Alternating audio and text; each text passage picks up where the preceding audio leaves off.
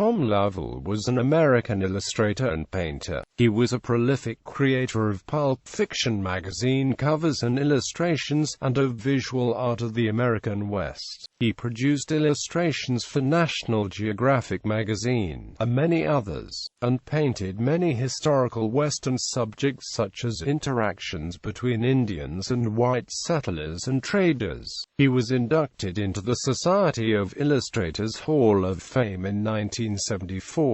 Life. Lovell was born in New York City on 5 February 1909 to Henry S. Lovell, Jr., a telephone engineer, and Edith Scott Lovell, and was the second of 3 children. He was a keen reader as a child, and although received no early training in art, he often visited the Museum of Natural History in New York, beginning a fascination with Native American objects and weapons. In 1927 he was the valedictorian at his high school graduation, where he spoke on the ill treatment of the American Indian by the U.S. government. Lovell attended Syracuse University 1927 to 1931. Lovell married Lloyd Pink Simmons in 1934 and moved to Norwalk, Connecticut. They had 2 children, David and Deborah. In 1940 Lovell and his family moved to an artists' colony at Westport, Connecticut, where he became close friends with Harold von Schmidt, John Clymer and Robert Lockwood. In 1972, he moved to Santa Fe, New Mexico. In 1977, he moved to a 7-acre site in Santa Fe and built an adobe house and studio. Lovell died in a car crash in New Mexico on 29 June 1997, aged 88.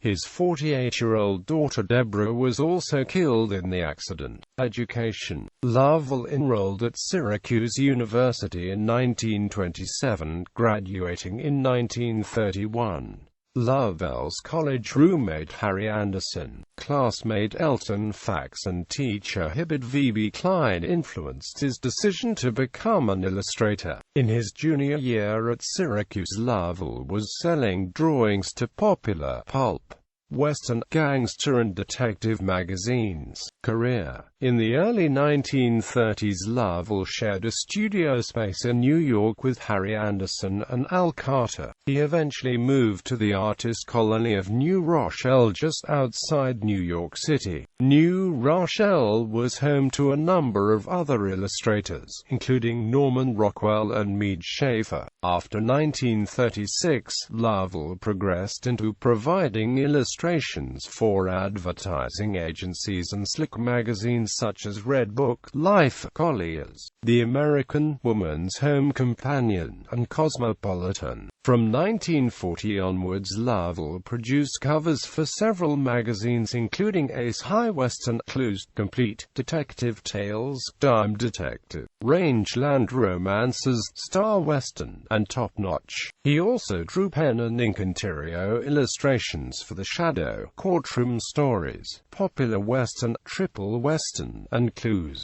Lovell served for 2 years in the Marine Corps Reserve during World War II and was sent as a staff sergeant to Washington, D.C., with John Clymer, to illustrate the Marine Corps magazine, Leatherneck. On returning to Westport, Lovell produced a set of historical drawings for National Geographic magazine, including depictions of the Norman invasion of England, the career of Alexander the Great, and the conquests of the Vikings. Lovell took great care in reproducing what he considered to be historical accuracy in the illustrations, including making models of weapons and ships, visiting historical sites and carrying out other research. In 1969, under commission from the Abel Hanger Foundation, Lovell produced a series of paintings commemorating the history of the Southwest that are now on permanent display at the Permian Basin Petroleum Museum, Midland, Texas.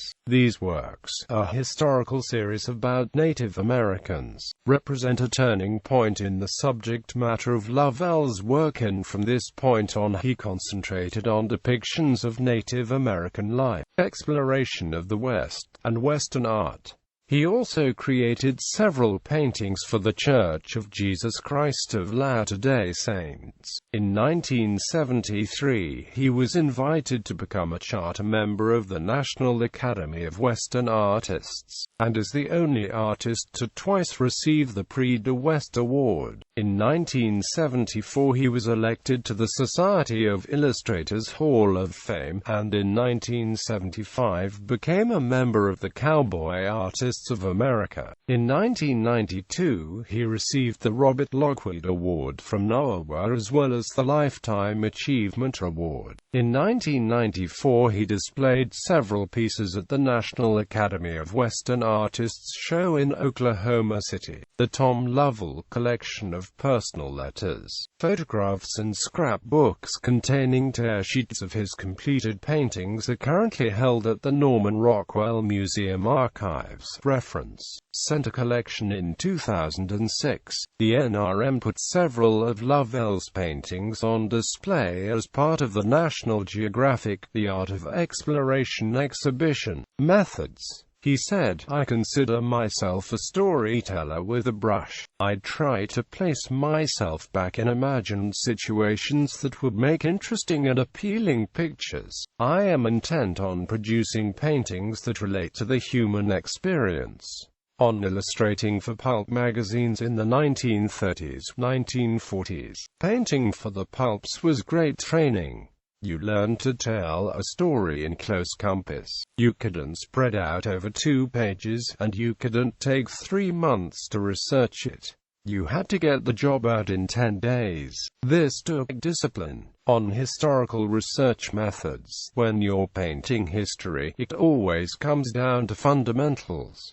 Reading is a help, but writers don't need the depth of information that a painter does. With a few well-chosen words, a writer can set the scene, whereas an artist must know the costumes, the weapons, what the interiors looked like, the horse tack, all the 1,000 things to make it come alive. I wasn't there when Alexander marched across India, but I was able to do a painting of what Alexander did by working like a luddite.